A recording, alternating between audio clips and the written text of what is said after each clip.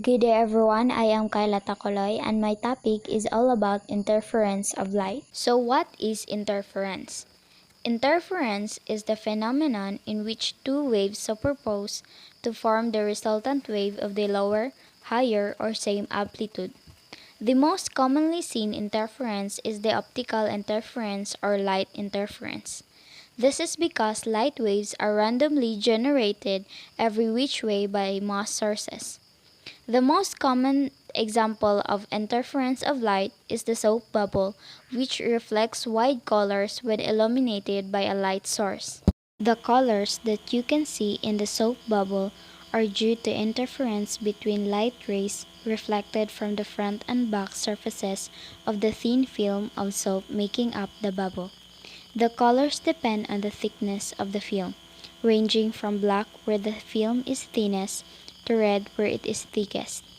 So there are two types of interference: the constructive interference and destructive interference. Constructive interference. Constructive interference is a type of interference where the two interfering waves have a displacement in the same direction. So sa makita nato sa picture in constructive interference is when one crest sa isa ka wave falls into the crest of another wave.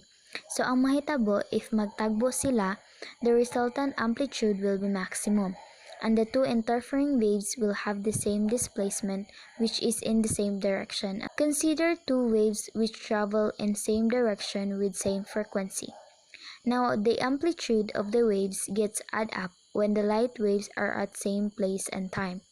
The new wave looks similar to the original waves but the amplitude of the wave is higher. So, mao ni siya ang tinatawag na constructive interference. So, the second type is destructive interference.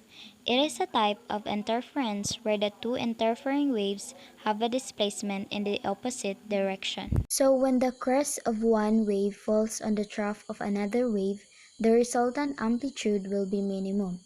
So, imagine lang na magtagbo ang duha ka wave na dili same og direction. Kung mag-add together ang duha ka wave, the resultant one becomes zero. Here, the two waves will be out of phase. So this is the destructive interference. So let's see this diagram here. In this diagram, it shows how the waves superimpose to produce fringes. So the fringes are this dark and light band. A source light from source O passes through slits M and N and produces interference pattern on the screen S. This wave pattern in dark band, these are called destructive interference. On the other hand, this waves pattern in light band, this what we call constructive interference. So in 1801, an English physicist named Thomas Young performed an experiment, the double slit experiment, that strongly inferred the wave-like nature of light.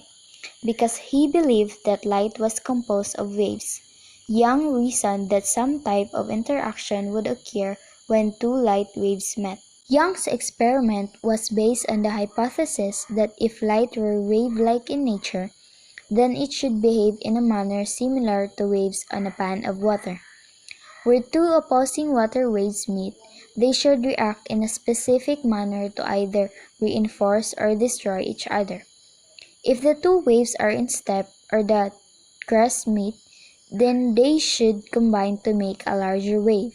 In contrast, when two waves meet that are out of step, or the crest of one meets the trough of another, the waves should cancel and produce a flat surface in that area. In order to test his hypothesis, Young devised an experiment. Using sunlight diffracted through a small source of coherent illumination, he projected the light rays emanating from the slit onto another screen containing two slits placed side by side. Light passing through the slits was then allowed to fall onto a screen. Young observed that when the slits were large, spaced far apart and close to the screen, then two overlapping patches of light formed on the screen.